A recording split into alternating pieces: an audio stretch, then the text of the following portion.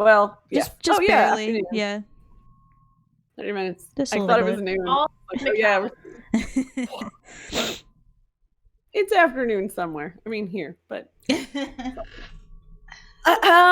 Welcome back to the OOC. Yay! Today we're talking character creation. Yes. So a while ago we posted a thing that asked people, do you create characters for funsies, basically? Do you just kind of think of them? Do you just think about them in your head? Do you commit them to paper or, D&D Beyond, wherever you're creating them? And it kind of got us all thinking about characters we have created, what we feel has made characters that we've really liked, stumbling blocks in character creations, characters we've created that didn't quite get off the starting block, and just wanted, because people love to talk about their characters. So we're going to talk about ours, and that's going to include some tips and tricks that we've picked up over time that you might want to try. I guess the first thing would be, we don't want to give too much away about our Yath characters, or at least our Emerald Wield characters. So we might not talk about them overly much, but I know all of us probably have characters that we adore anyway. We can talk about whichever ones. I'm gonna make Annika go first. I was like, I have D&D Beyond open. And I will tell you, I have 15 characters on D&D Beyond. And I'm only in like 2 campaigns right now. All right, I'm opening my D&D Beyond. There you go. I have separate folders for my character, like those little like tab folders. Mm-hmm. Yes. I have separate ones, and like they're each in the character's like color. Yeah. So like Alethra's is obviously blue. Red. Yeah. That makes sense. I need to add tabs to this. It's been moved from the janky old 25-year-old. I see that it's a new binder. It's so nice. And it's orange. Binder. And it's orange. You guys like orange over there? I don't know what it was orange over here. Right behind them. What? Well, because they were like, do y'all like orange or something? And I look up at Annika's thing, and like right the behind hamster. them is an orange fox, and then something else with orange right behind. That's a hamster. That's a Pokemon. Oh, I'm sorry. He's a hamster. He's a big chunky hamster, dude. Oh, now I see. Okay, so Baby Yoda's ear was right on his nose, and so it looked like the tip of a nose. Oh, yeah. Maybe. Yep. I'll go first for the characters. All right, go for it. I know. Well, my first character was Tulip Water Lilies, a tiefling bard sorcerer that I made in Pathfinder. And it was like my DM was like, we're gonna just level up each class at the same time, like you won't have to pick and choose, because he was like, you guys are fine. He was like, you guys have never played the game before, so we'll just do it this way so you don't have to struggle. That's largely a Gestalt character for people who don't know dual classing and Gestalt. We can talk about that later. That's what we did. So I had tiefling bard sorcerer, and I was like, because every time I had heard a D&D, I was like, I'm gonna play a bard. He was the only bard I played till I played Aster. I like that you conceptually are attracted to bards, but then when you like get to putting something on paper, like, and left turn. I have technically 3 bards. One of them I never played because it was the one shot, and I ended up changing. Oh right, yep. Yeah, and so the bard. Yeah, so there's the 2 bards I've played, and then most of the other characters I make are like, well, the two other ones I made for campaigns, I made a monk with like minimal spells because I did away of the 4 elements, so I had like 3 spells. So there be 4? No, it was like 3 for the level I was at. So yeah, and then I was also a water genasi, so I had the minimum water genasi spells. And then I picked And then I made a fighter, but then I multi-classed as cleric because my friend was like, we don't have a healer in our game. And I was like, I got you, fam. So that actually brings up a good topic. Like, when you are creating characters, how much of what does the party need go into your idea of character creation? I think it depends on the group. Yeah. Because sometimes I think if it's just for fun, for funsies, you're like, everybody play what you want. But like, if you're trying to create an adventuring crew, we were just talking like session 0 stuff, and you put it together. I don't know. I guess it depends on my mood. Do I want to be helpful? Well, my campaign. So the first one that I did, the Pathfinder game, we all got together and we built all of our characters around that and stuff. And and then the one that I played with Herman, we just made all our characters separate and then just like put them all together. And that's how we managed to have a monk, a fighter, a druid, a bard, and 2 rogues. And then one of our rogues left, and then our bard left, and then we had 1 spellcaster who could heal us. And we still have only 1 person who can heal us. Hey. We haven't died yet, so... You got enough rest. That's why I made Iggy, was so Iggy could be like a spellcaster that could like kind of help a little bit as well, which was my warlock. Yeah. Spellcaster. I think my experience has been that like there's gonna be a few people who are like first out of the gate and are like, no, I want to build this, and like they've had this character sitting in the back of their mind for a minute, or they're a brand new player who they're just like, no, I want to try this out, like and then it's the a few, like half the party will be veterans who are like, okay, I happen to know that we need to flesh out the party, and I have a few characters that I can bring into this, or or they're getting their inspiration from what the party needs. Right. So definitely, definitely there's always the, play what you want and we'll figure it out from there. But sometimes what I want is to be a valuable member of the party.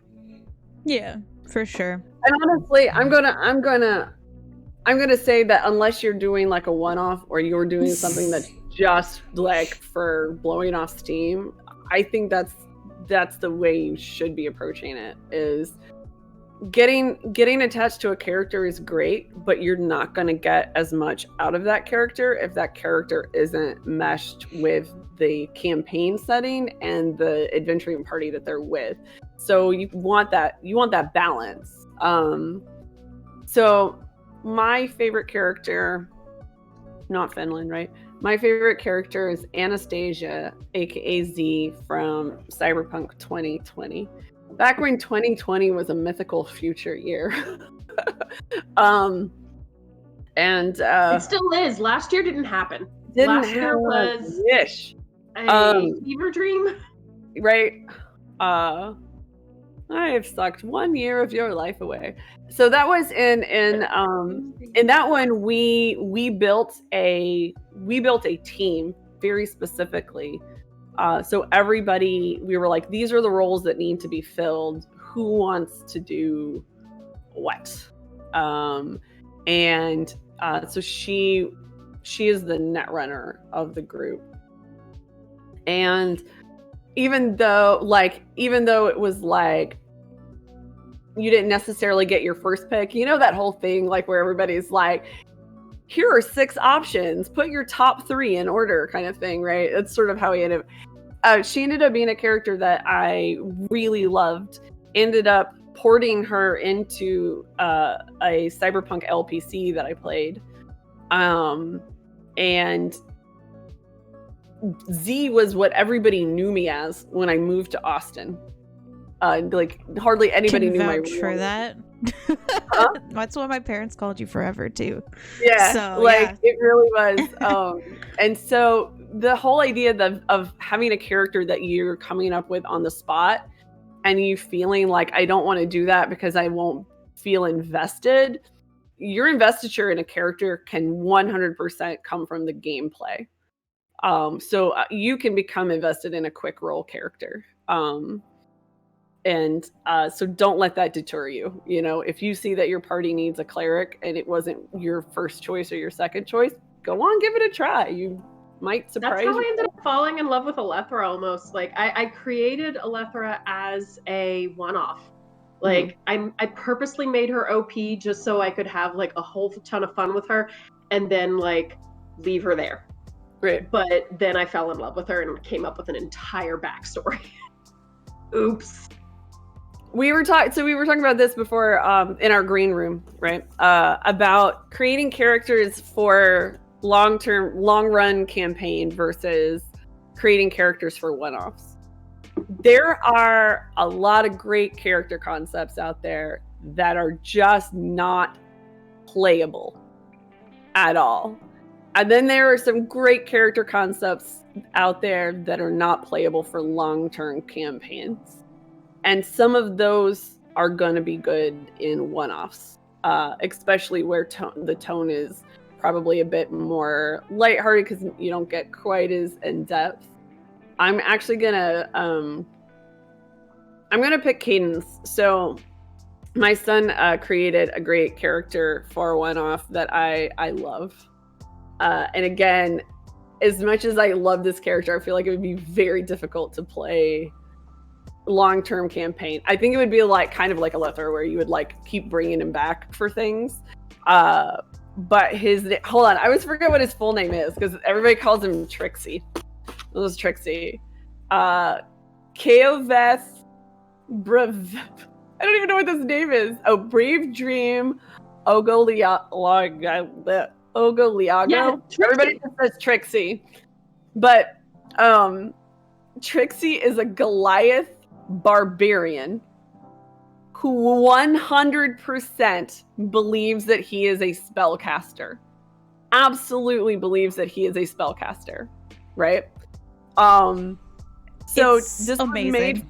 This was made for a campaign where we purposely built misfits.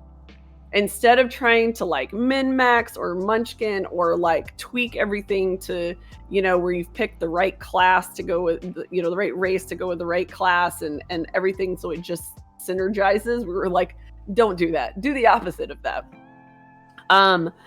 But to make it work, you know, this character had to still be able to do damage and stuff, whatever. But he also has a spell list. And because he's not bound by actual spell slots, right? He's got like a ton of spells. But let me read you some of these spells. Acid Splash. It's a bottle of acid that is thrown. Spare the dying. Use a healer's kit. Right? I was gonna say CPR. Yeah, CPR. Light is a bullseye lantern. You just open it.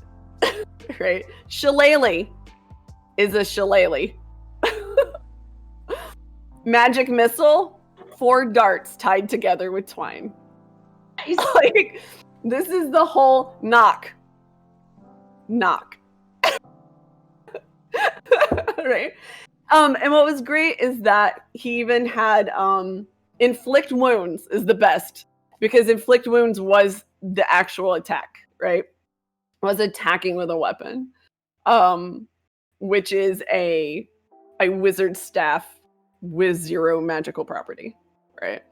So, like, and there's a whole list of bullshit. Disguise self, put on a wig. So, Trixie is one of my very favorite. It's really great. Trixie is one of my favorite characters. That is a very difficult character concept to play in a long arc, especially something like, imagine Trixie getting into the situation that our characters have gotten into recently in the regular Yas episode, right? Yeah. It's just not going to work. But for something like this, it's perfect, right? Yeah. It reminds me of like TV shows that were written for like 1 or 2 seasons and then they kept getting renewed, and the writers are like, what the hell do we do with this gimmick character that everybody loves, so we can't kill them off? My dad's character in that one shot, we like just made him, he was an average Joe. That was his name. It was like average Joe. Yep. And we did like standard array. He was a human fighter, and everything was just average.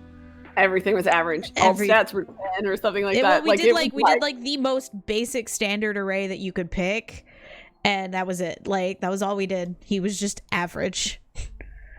This brings up a thing I want to talk about.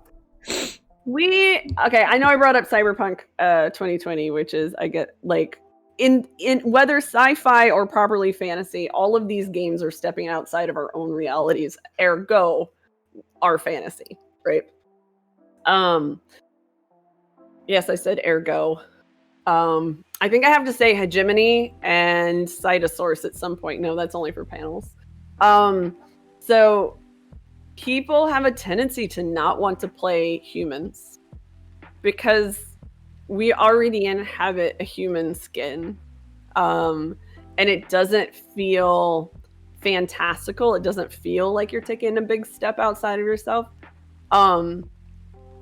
And I know that I've been guilty of it, even though I've played, I mean, clearly in CP 2020, you're human. It's not like Shadowrun, right? Everybody's human. That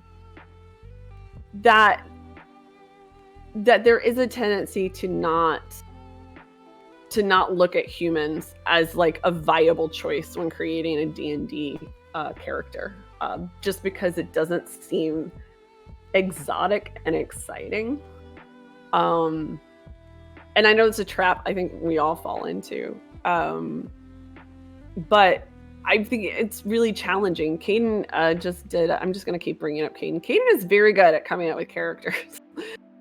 He's got a human named Belladonna, and her whole thing is she studies dead bodies for the knowledge of it, right?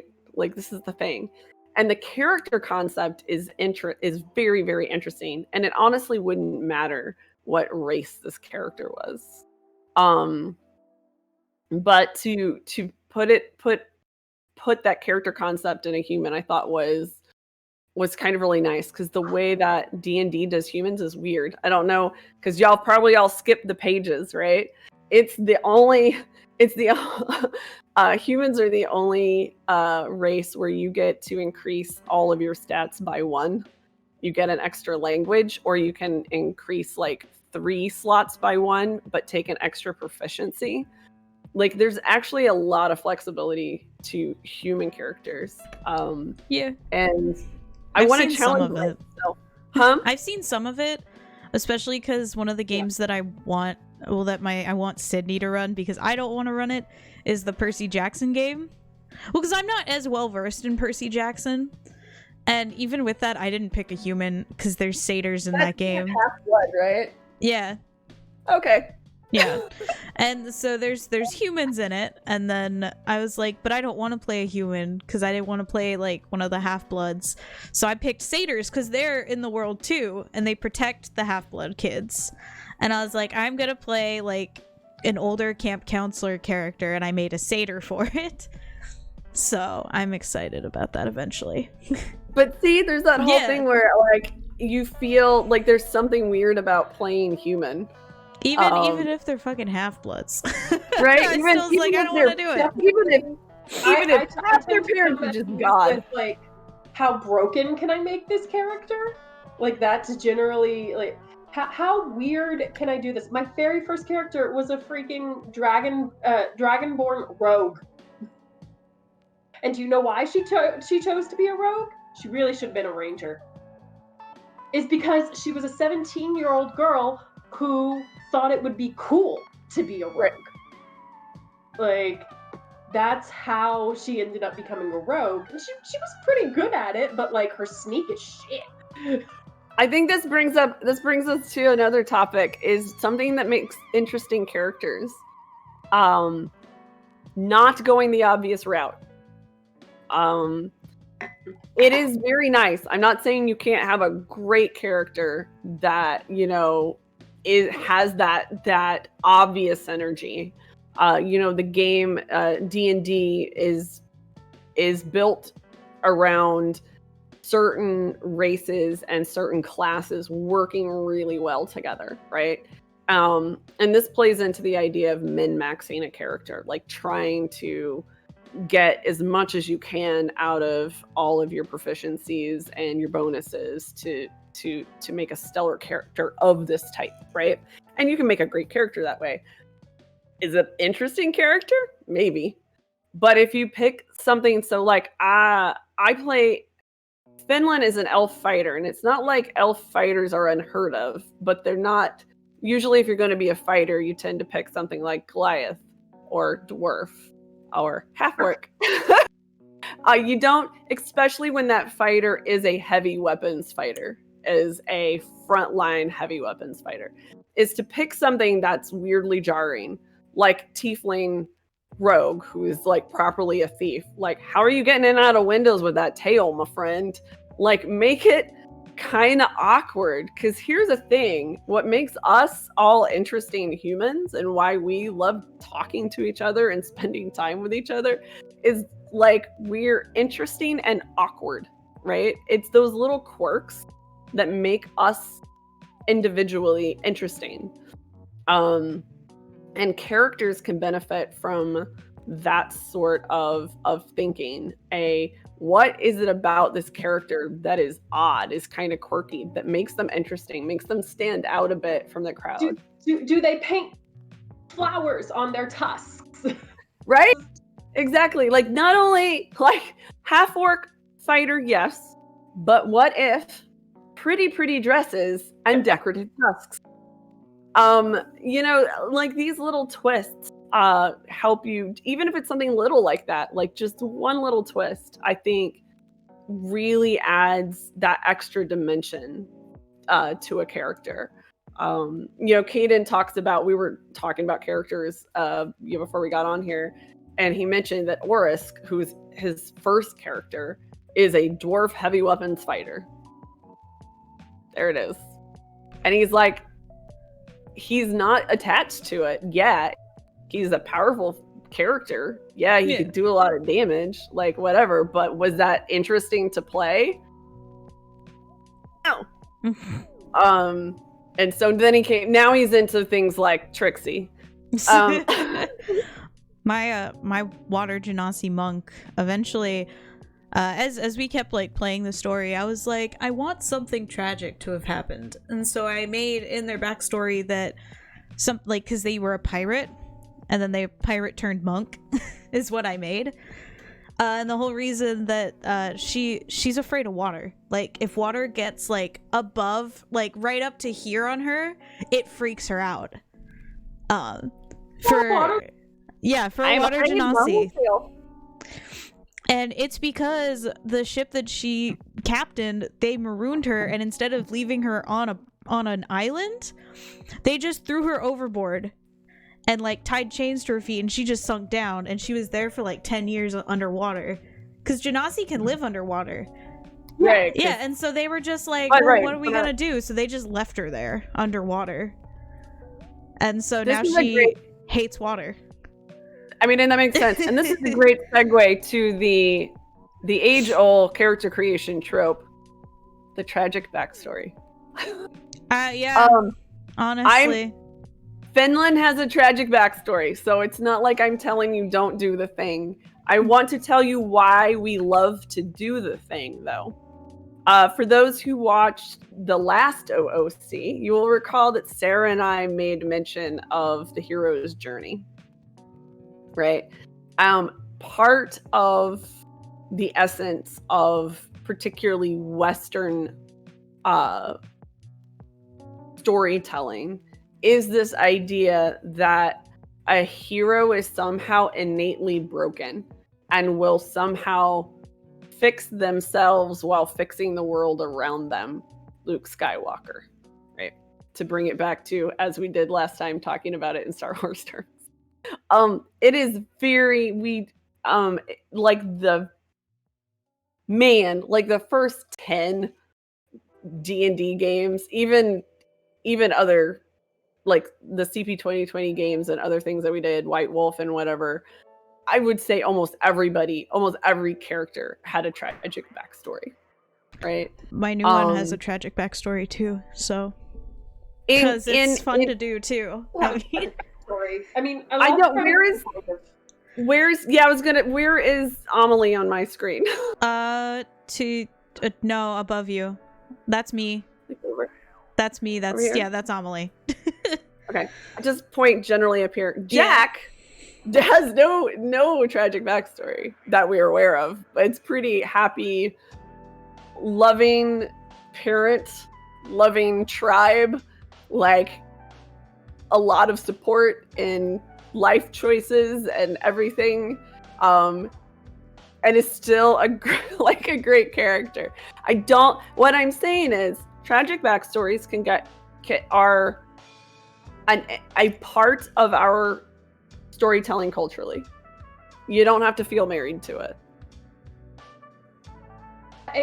If you are struggling with like, okay, I don't want to build this tragic backstory, something that I learned from my Star Wars GM was, what lie about the world does your character believe? And so like Jack's lie is that if someone doesn't like something about her, she has to change that about herself. So she actually does have some like insecurities. Just people don't generally like bring them up to her because they're kind of afraid she's gonna knock them sideways. Fins, we talked about this too, and this was one of the reasons that I actually pitched the idea of doing this topic, is because Amelie and I have talked about the the big lie, right? And it doesn't always have to be something like super personal. It can be a global issue that you have, right? I mean, that's how we get racists, honestly. Yeah, like for example, like my Star Wars character Ikari believes that, when she was going through the game, she believed that basically her past defined her, like that she could not escape her past, and that she had to make amends for it. And when she was able to resolve that and recognize that that her past is her past, and yes, it's going to define part of it, but it doesn't have to define her going forward. I'm sorry? Thank you, Rafiki. It's just making me think of the Rafiki moment. Go on. Like when she no longer needed redemption, that's when her story arc finished, and she got to go be an NPC. Like now she's an NPC. The mythical NPC status. Dude, so the first game that I played, my brother's character became an NPC. And it was, so my brother made the typical edgy teen rogue. He named his character Shadowhunter. We're not judging you, Lars. And so his character worshipped pestilence. And so in the world that so our characters were taken from our normal world into this new world that our DM created, because he was like, I'm kind of tired of using this world. So he made a whole new world for us to play in. And so in that world, pestilence like ruined a bunch of cities and stuff. So no one worships him. Like it do. Yeah. And so no one worships him there. And like plague doctor masks were known as like symbols of doctors and shit, and like my brother wore it because he worships pestilence, like his character. And so every time somebody would come up to him, they'd like approach him as if he was a doctor, and my brother's like, I'm not a doctor, what the fuck. And then eventually, after we had like gone through a whole thing and we did a whole like battle of some sorts, I don't remember exactly, my brother, like the people who ran the town, took my brother's character like off to the side and like interrogated him about pestilence and stuff. And then Pestilence showed up and my brother became one with Pestilence and became an NPC. And we never got to see him again. And I was like, actually, like, my DM was like, you guys might see Lars's character again and he might just kill you. We don't know. And I will never know. So yeah, that happened. I wanted to go back. So Finland's big lie to herself is that she has to prove that she can dish out and take as much as a Minotaur, even though she's not a Minotaur. Like, she feels like to be worthy, she has to be, she has to make her body function like the body of a being that is far bigger, you know, has natural constitution, you know, so it's kind of something that's going to be extremely difficult, if not impossible, for her to actually live up to. But that's her big lie, is that she's not worthy unless she can do that. To go like the Pestilence thing, moving to another world, there is that whole fish out of water trope that you can do, right? That what makes your character odd is that they literally are odd for the place that they are. But you kind of got to be willing to lean into that a bit, like whether or not. I have a character like that in the mood game that I DM. One of my friends, she was like, my character is not from there, and I was like, okay, cool. And then she accidentally took as one of her proficiencies history, and I was like, roll a history check, and she's like, okay. And I was like, wait, are you proficient in history? And she's like, yeah. And I was like, not this history. You know a lot of history, but just nothing not that's this gonna history. help you here. It was so funny because I was like, wait, that's not right. I like, it's gonna make you think of something, and you're gonna expound on it for 5 minutes, but it's gonna have no actual bearing on this situation. It was so funny though. Another thing that we talked about in the green room that I wanna focus on is conception, the very beginning of your nascent character, the very first conceptualizations that you start having of characters. We have a tendency when thinking about characters, thinking them, I'm going to use exactly the same terms that I did before when we were talking about it in the green room, is already seeing your character as Strider or Gandalf, right? That you're already like, I am this like amazing rogue, right? This is my character, is this amazing ranger. My character is all these things, like, and you come up with all this complexity, which could be fine if your DM has put you in a game where you're starting at level 8, but this almost never happens. We're almost always starting at level 1.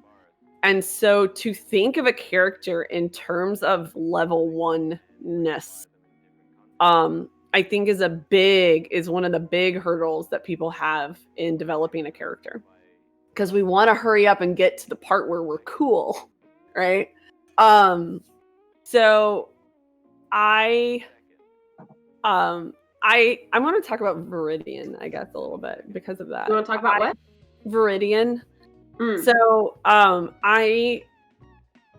and we can talk about characters we've made that do not fit in campaigns that are being run yet and just are sitting there waiting to be played. But so I had this concept that I really wanted to play a nimble right. If you don't know what a nimble right is, they are these mechanical humanoids that exist in Faerun, right? And I kind of love the idea of playing one.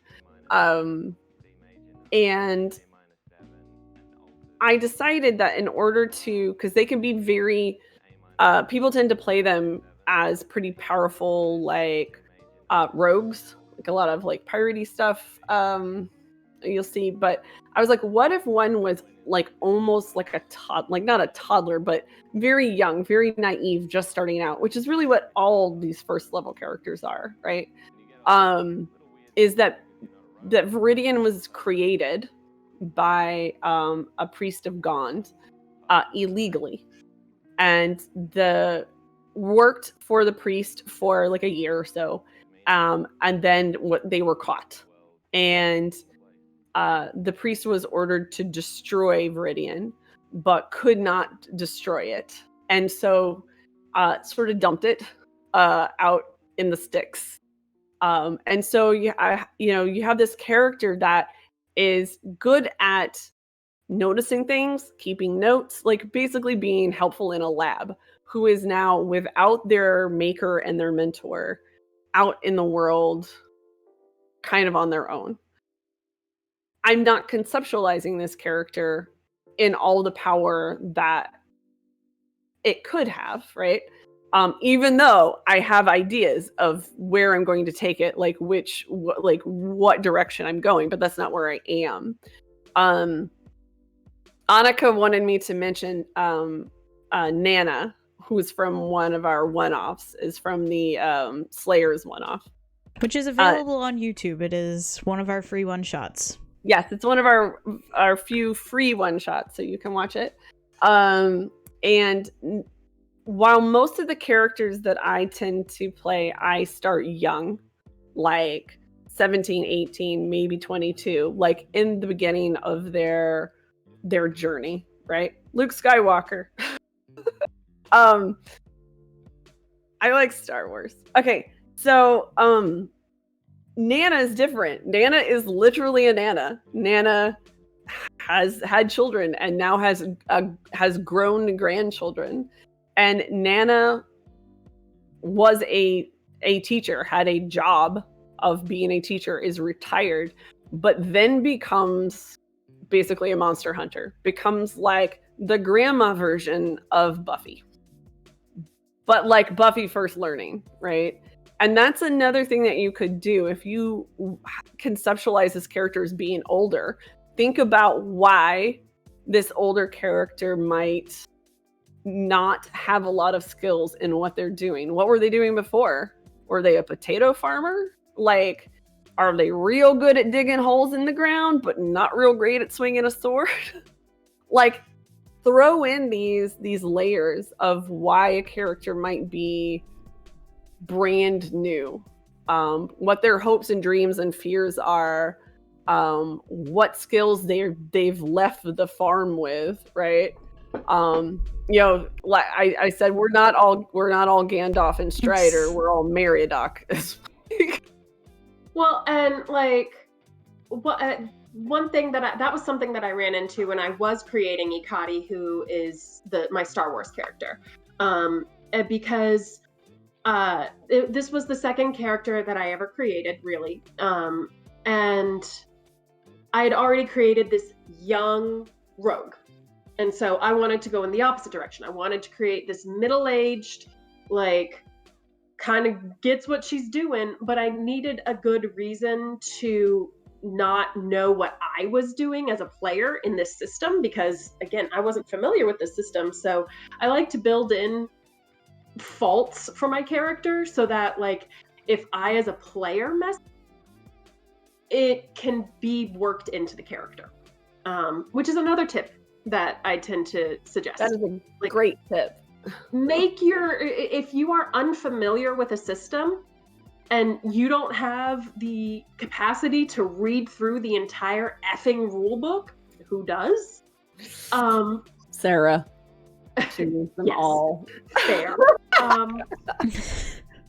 But like, give your character a reason to mess up.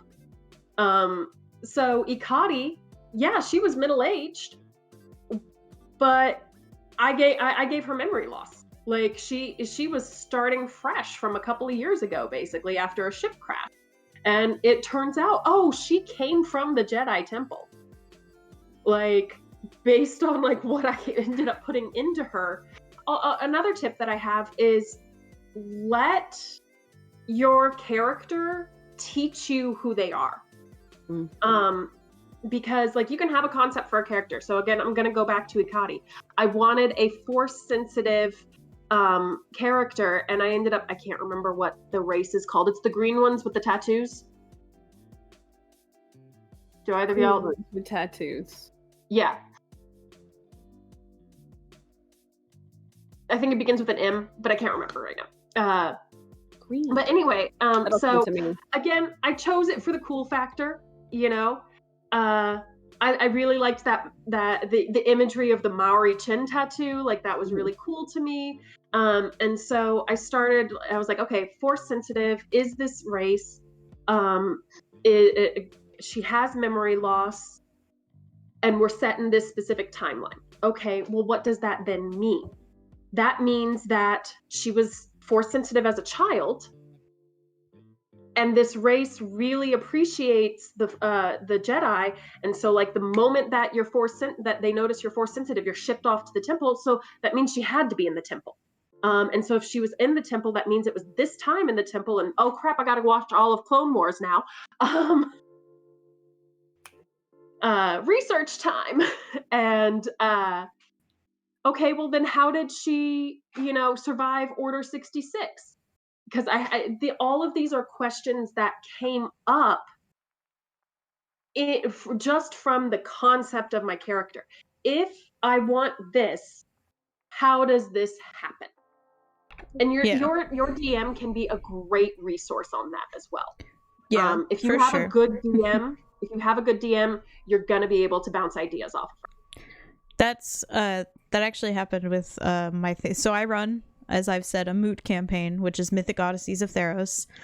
And a friend of mine, who isn't part of the campaign anymore because time difference, they live in England, they were like, I want to make a Warforged. And I had already said I didn't want Warforged in this thing, in it, because it wouldn't have worked. And then I was like, okay, well, hit me with your idea then. And they were like, well, I want to do a Warforged that was a statue. Like a statue that went wrong and became a living statue of marble now. Like a golem? Kind of. Not. But so she's a Warforged, but is a marble statue.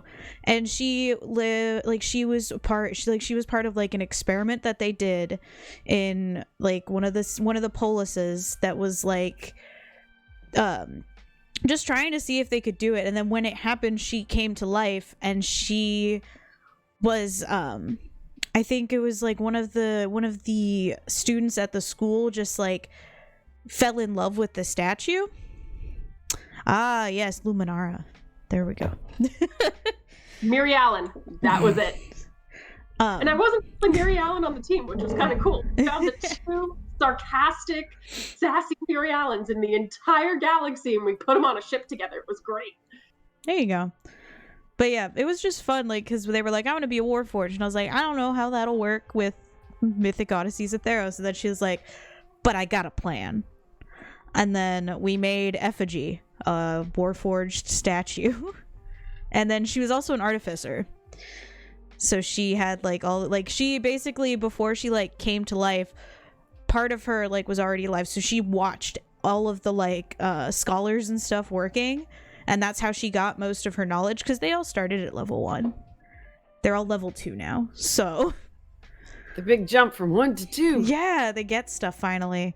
Ooh. So everybody loved those moments, for when your character, not every character has the same big jumps, but I know just getting off a level 1.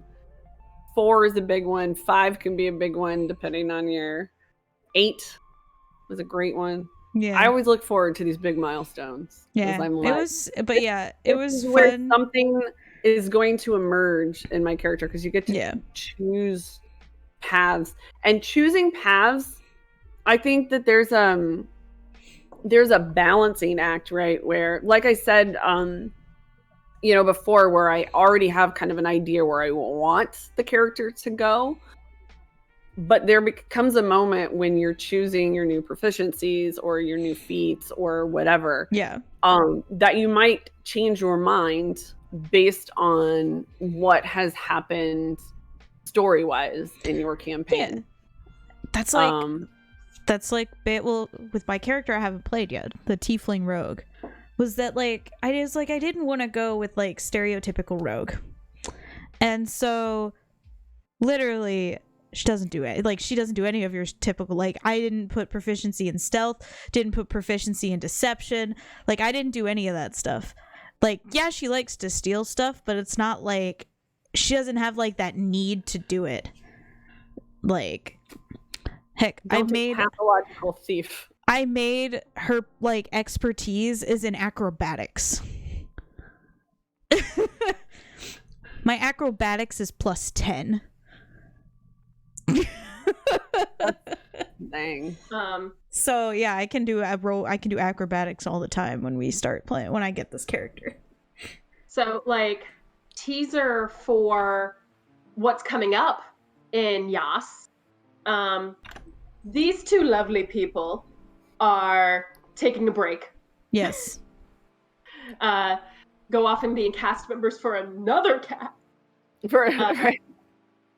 Come find us if you're in the Austin, Houston area. Come find us at Sherwood Forest Fair. One of us is a human, one of us is an elf. And I'm doing a fairy. Oh, a fairy. I have wings this year.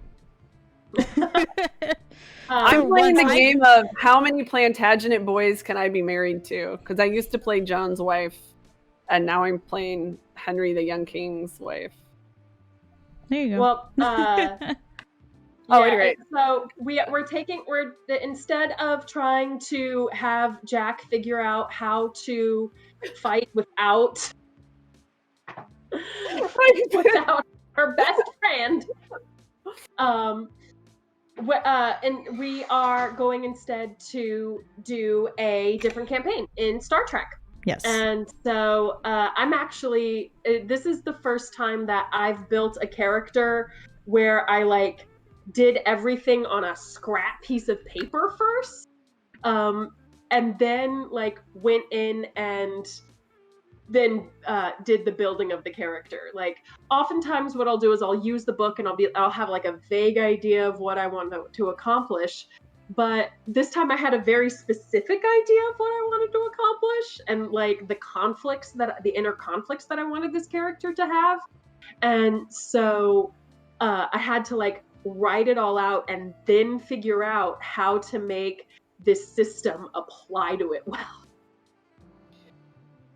That is another thing. When you have, I saw this in a group on Facebook that I'm a part of, where somebody basically was like, what if Carmen Sandiego, but 5E, right?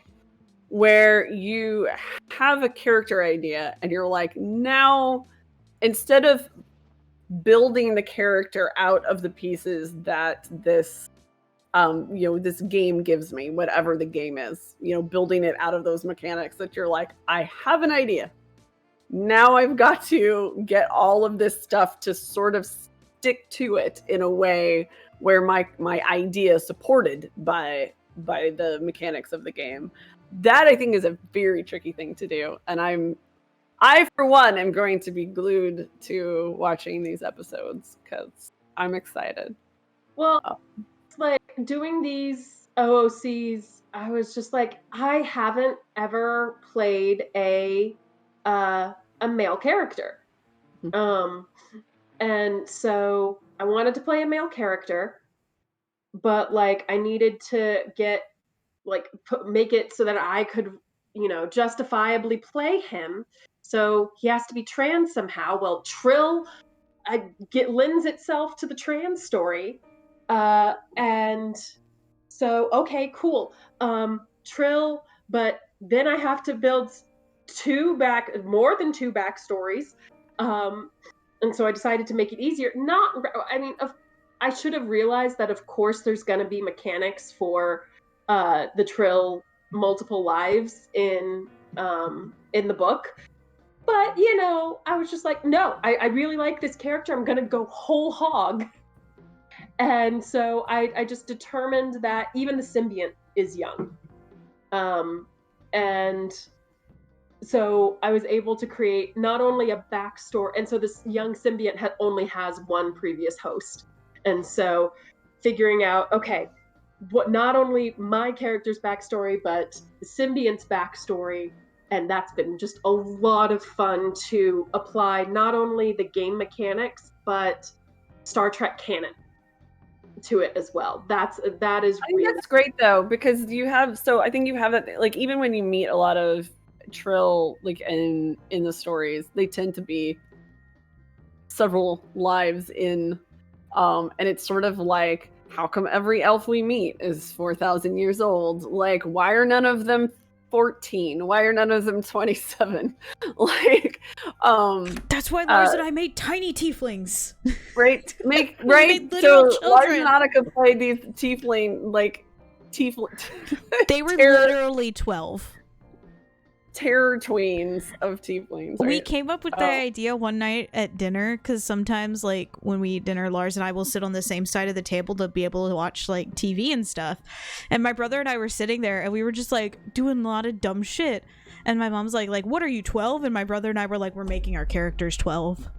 And we're gonna be twins. Like, that's how it happened. That's how we made those characters. Here's another thing. Make a character with somebody else at the table. Like, a lot of us come to it, you know, individually. This is a character I have created. This is like my character. So having the twins, right? My mom just said you're still 12 in the chat. I mean, 12. True. Caden was trying. Oh yeah, Caden was trying to pitch to me. I still love the character, but I don't want to. I'm going to be running Rhyme of the Frost Maiden, and he and his friend wanted to play an Etten, where they're each ahead of the Etten, which is a thing that I brought up for Caden and Lars before. And while I think it's funny, it's one of those characters that ultimately, when we got down into the mechanics of it, too difficult to play in a long-running campaign. But think of doing things like a Warforge and their Artificer. Like, think of things that might pair together, where you're not just creating an individual, but this person who, you know, they're, are you, so like Nana had, I was like baby boy. Bobby or some Billy or something. William. Billy. Yeah, it was Billy. It was Billy boy. So like you already had, you know, family basically. You could do that, you know, if you're all friends or already actual family in the case of Annika and Lars, right? Coming up with characters that actually are already somehow meshed together, because this goes back to what we were talking about early on, is that it's easier to do long-running campaigns, although that one was for a one-off, when the characters are already sort of synergized, when they already kind of know each other, where there's already some attachment, as opposed to like you all just happen to meet at the jobs board, which I mean does start fun campaigns. But it is easier on the DM and on the characters if they already feel like they have an investment in each other. Yeah. Which is why, you know, session zeros are great, where everybody can be like, these are the ideas that I have for characters. What do we need? What are people thinking about doing? And then spend some time maybe having family relations. Yeah, that reminds me, I want to get some like kind of stuff for my new character, but it won't be like full on like anybody knows who my character is. But we could talk about that after, because I have ideas now, so we'll talk about that after. Our approaching the hour, so like yes, we have about 7 minutes technically. So yeah, I mean, not that we've ever been really like tight on this thing, right? But, so if let's pretend we are starting a game and we're half the game, and then the other half is first time players, or there's a first time player to any tabletop. There's someone who is has been playing another tabletop forever but is brand new to this one, and then there is someone who has played this a bunch but has never played with this GM before. So what are you going to suggest to either one of these people or any of these people as far as character creation? I think the number one thing, and this is a thing that we always come to almost no matter what conversation, like what topic we are talking about, is communication, right? I think that the as my mom now refers to it, lead storyteller. That the lead storyteller, DM, GM, whatever you want to call them, is clear about what they are, like what their campaign needs might be, that they're willing to work with with players to develop what's, something that's going to be fun and interesting to play, but also would work in this, in the campaign setting. So I think number one, communicate with everybody that's in your game from the get-go. Expectations set early on. Build that framework early on. All that baseline communication. So that would be step one. So to piggyback off of that, if you do have newbies in your campaign, then be open to helping them guide and be kind, and don't tease them. Like, that is, I understand that, like, teasing is something that it can build camaraderie, but especially for someone who's just starting out, you don't know what their boundaries are as far as teasing, and you could put them off a really fun game forever. Yeah, yes, be supportive. Number two, be supportive. Better community through gaming, y'all.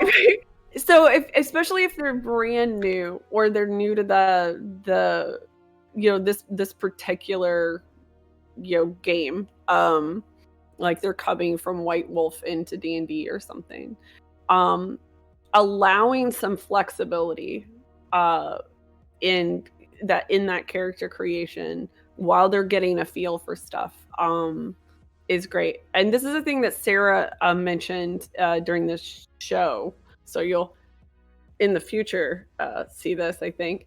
In the future, you'll see what happened in the past. Yes, in the future you will see what happened in the past. Is that if the player does not feel like the character is meshing or if they working don't out vibe well anymore with the character, right? You're not vibing. Then don't be like, well, you made this character and now they're in the story. No, retcon is a thing. Retcon exists.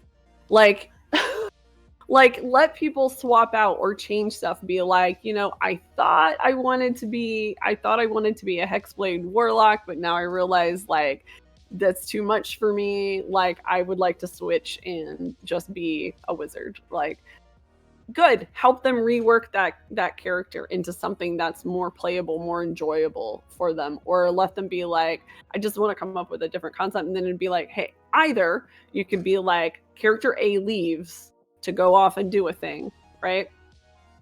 Or character A dies. It's very tragic. It's sad. We all cry. That's like the meme that I saw where it was like this guy, his character died and he didn't want to make a new character, so he just put Junior on his sheet and played the character's son, and it was just the exact same character but the son, and his whole like character motivation was to avenge his father.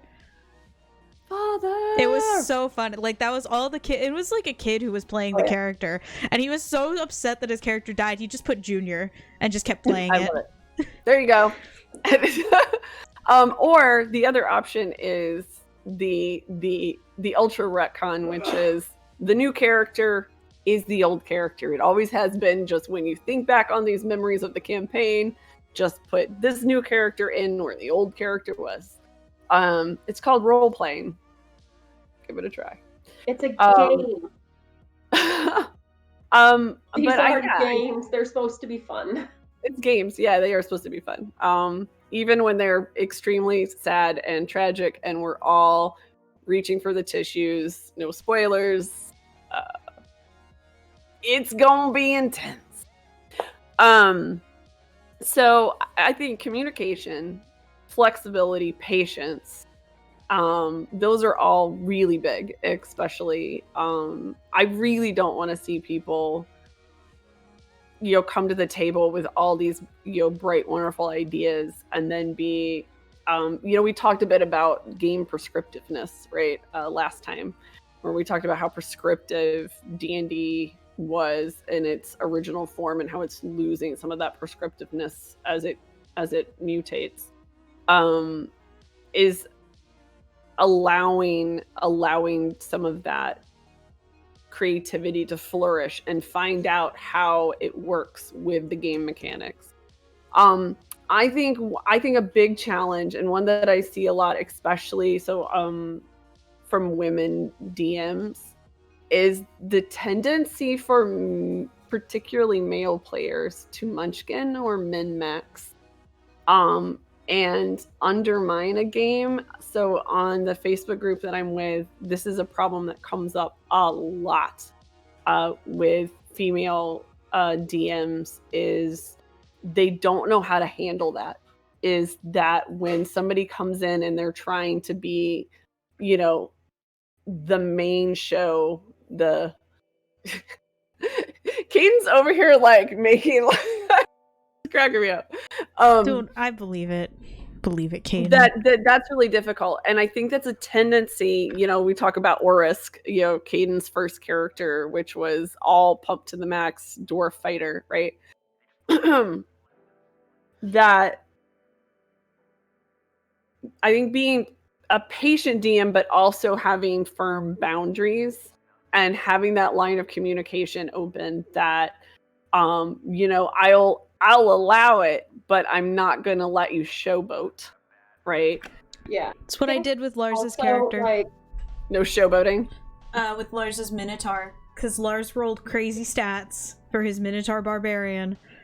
And I made him change some of the stats because he had like 2 20s on there or some shit.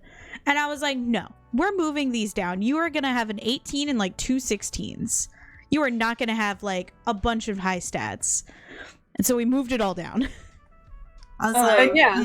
And also like that's another good spot for the session 0 to work on is, you know, the lead storyteller explaining how they like to storytell. You know, this isn't going to be a first-person shooter at the table, right? Or this is going to be a lot of adventuring versus this is going to be a dungeon crawl. So we were talking about that with this game that we're going to be starting, because we talked about our options for gaming.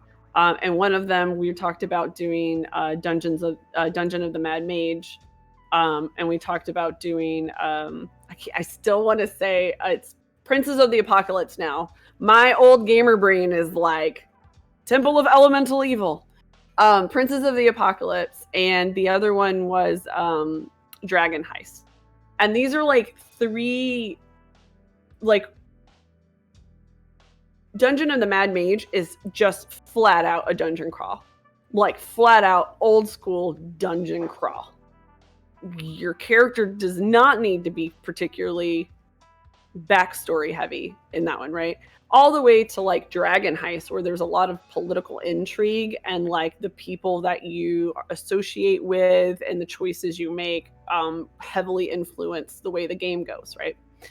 And so we're talking about that. What is everybody interested in? Are we interested in just blowing off some steam and like doing a classic dungeon crawl? And if so, then we're going to build characters that fit that, right? This is where you're going to need a forward fighter, a rear fighter, a healer, a magic healer, right? You're going to have your classic team versus, you know, on the other end of the spectrum where you could have a lot more variation because it's going to be a lot of this political intrigue and stuff, and you don't necessarily need to be a fighter, right? That was like we picked the middle ground. We did the middle ground. That was like what I suggested. We should have a whole group of not Temple of Elemental Evil.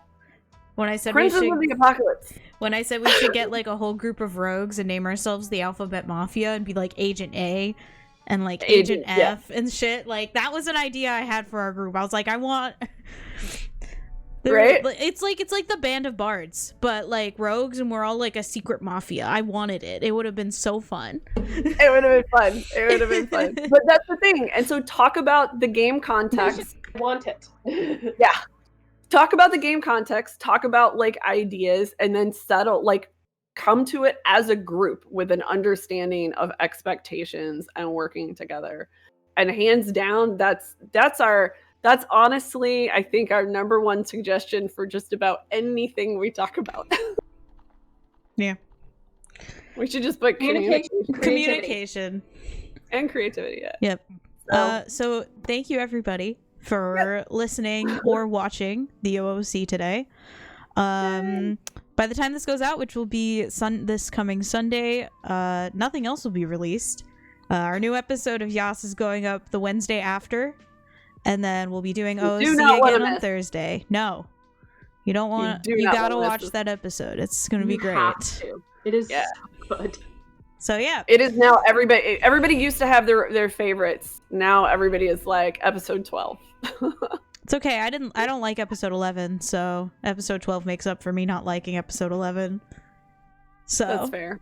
I mean, I had a lot of fun with the owlbears, and I like this one. Yeah, for sure. So yeah, we hope you all enjoyed, and we'll see y'all next week. And tell us down below about some of the characters you have created on YouTube. Not on Twitch. We can't do that on Twitch. Yeah, not on Twitch. But that's on done YouTube. On YouTube. You missed your chance on Twitch.